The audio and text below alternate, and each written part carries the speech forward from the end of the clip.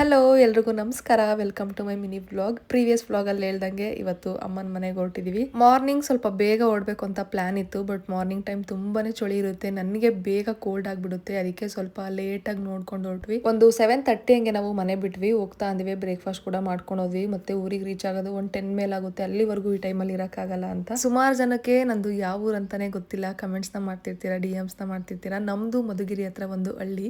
ನಮ್ಮ ಪೇರೆಂಟ್ಸ್ ಎಲ್ಲ ಊರಲ್ಲೇ ಇದ್ದಾರೆ. ನಾನು ನನ್ನ ಹಸ್ಬೆಂಡ್ ಬೆಂಗಳೂರಲ್ಲಿ ಇದೀವಿ. ರಂಜಿತ್ ನನ್ನ ಅಮ್ಮನ ಮನೆಗೆ ಡ್ರಾಪ್ ಮಾಡಿ ಅವ್ರು ಸ್ವಲ್ಪ ಕೆಲಸ ಇದೆ ಅಂತ ಅಂದ್ಬಿಟ್ಟು ಹೊರಟ್ರು. ನಾನು ಸ್ವಲ್ಪ ಹೊತ್ತು ರೆಸ್ಟ್ ಮಾಡಿ ಅಂಡ್ ಮಧ್ಯಾಹ್ನ ಊಟಕ್ಕೆ ಅಮ್ಮ ಮುದ್ದೆ ಮತ್ತೆ ಮೊಸಪ್ಪು ಮಾಡಿದ್ರು. ಸ್ವಲ್ಪ ಕೆಲಸ ಇದೆ ಅಂತ ಅಮ್ಮ ಹೊಲದ ಹತ್ರ ಕೂಡ ಹೋಗಿ ಬಂದ್ರು. ಅವ್ರು ಬಂದ್ಮೇಲೆ ಫ್ರೂಟ್ಸ್ನ ಕಟ್ ಮಾಡಿಕೊಟ್ರು. ಅದನ್ನ ತಿಂದು ಸುಮಾರು ಒಂದು 4-5 ದಿನ ಆಗಿತ್ತು ನಾನು ತಲೆಗೆ ಆಯಿಲ್ ಅಪ್ಲೈ ಮಾಡಿ ಅವ್ರ ಹತ್ರನೇ ಅಪ್ಲೈ ಮಾಡಿಸ್ಕೊಂಡೆ. ಈವ್ನಿಂಗ್ ವರ್ಗು ಅವ್ರ ಜೊತೆ ಮಾತಾಡ್ಕೊಂಡು ಟೈಮ್ ಸ್ಪೆಂಡ್ ಮಾಡಿ ಮತ್ತೆ ನೈಟ್ ಊಟಕ್ಕೆ ಚಪಾತಿ ಮಾಡ್ಕೊಂತಿದೀವಿ. ಮೋಸ್ಟ್ ಕಂಫರ್ಟಬಲ್ ಫುಡ್ ನನಗೆ ಮುದ್ದೆ ಮತ್ತೆ ಚಪಾತಿ 3 ಟೈಮ್ಸ್ ಕೊಟ್ರು ತಿಂತೀನಿ. ಮೋಸ್ಟ್ ಆಫ್ ದಿ ವ್ಲಾಗ್ಸ್ ಅಲ್ಲಿ ನೀವು ನೋಡಿರ್ತೀರಾ. ಇಷ್ಟೇ ಇವತ್ತಿನ ವ್ಲಾಗ್. ಬಾಯ್.